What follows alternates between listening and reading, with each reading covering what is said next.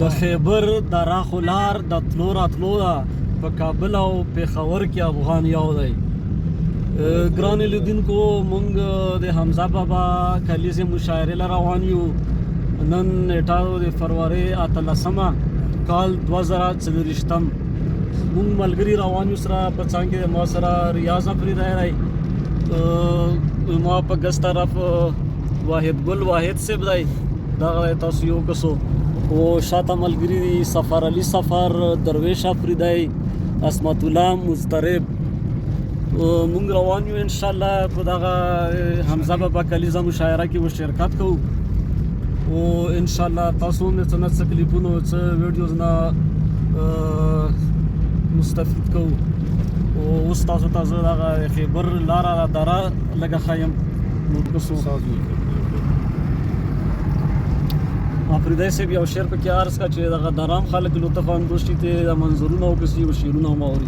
زه د خیبر لار یم د صدو نه پاتې شوی یم، زه د خیبر لار یم د صدو نه پاتې شوی یم، ما ته د مودو خبرې یادې دي.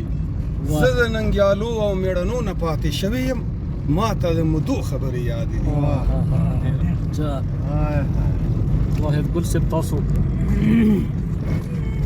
حمزه بابا شعر دی چې د زړه رباب مې په بڼو ووهه، د زړه رباب مې په بڼو ووهه چې ترې پیدا وشي پښتني سندرې. مهرباني.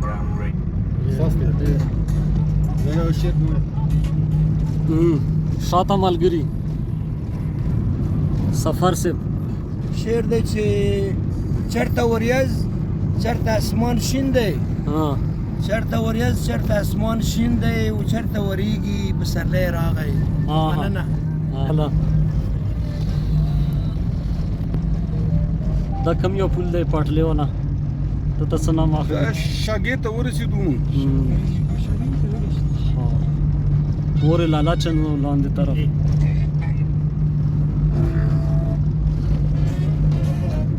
تاسو خپل شعر عرض کوم. ربه وکړې بارانونه د خیبر په خړو غرونو، او را زرغون کړې سره ګلونه د خیبر په خړو غرونو. کار کله یې زمونږه قربانو ته ضرورت شو، ورکوو به خپل سرونه د خیبر په خړو. جا ډېر ښه. مستعرف صاحب دا منم چې زړه راکول ستا د وسه نشي، دا منم چې زړه راکول ستا د وسه نشي، او زړه چې درنه صبر کړم زما د وسه نشي.